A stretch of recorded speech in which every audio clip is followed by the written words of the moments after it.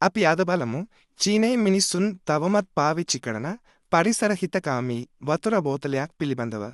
මේ වතුර බෝතලය මූන් සාදාගන්නේ දියලබු ගෙඩියකින්. මුලින්ම උන් දියලබු ගෙඩියේ මතපිට කොළ පැහැති පොත්ත සූරා ඉවත් කර මාස කිහිපයක් වේලෙන්නට හරිනවා. ඉන්පසු ඇතුළත බීජ සහ මද පිරිසිදු කරයි. ඉන්පසු වතුර කාන්දුවීම වැළැක්වීම සඳහා ඇතුළත බිත්තියට උළු කළ මී ඊපී එනම් බීස් වැක්ස් තක්තුවක් ගසනු ලැබෙයි.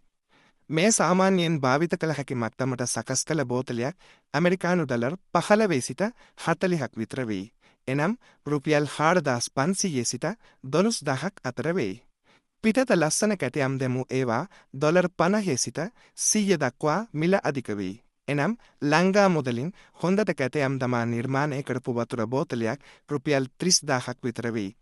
මේ වතුර බෝතල් චීන සාම්ප්‍රදායික සටන් කලාකරුවන් එනම් හුම්ෆූ සටන්කරුවන් පරිසර හිතකාමී සංචාරකීන් සහ චීන ෆෙන්ග්ෂුයි ක්‍රමවේදයේ විශ්වාස කරන පුද්ගලයන් මෙය බහුලව භාවිත කරයි. මේ වතුර බෝතල් 100% පරිසර හිතකාමී වේ. ස්වභාවිකවම වතුර සිසිල්ව තබා ගැනීමට මේ වතුර බෝතල් වලට හැකි වෙනවා. මෙය චීන සංස්කෘතියට අනුව වාසනාව, ධනය සහ නිරෝගී භාවය රැගෙන එන සංකේතයක් ලෙස ඔවුන් සලකයි. ඉදිරියටත් මේ වගේ තවත් වටිනා වීඩියෝස් බලන්න කැමති නම් අපේ පේජ් එකත් ෆලෝ කරලා තියාගන්න.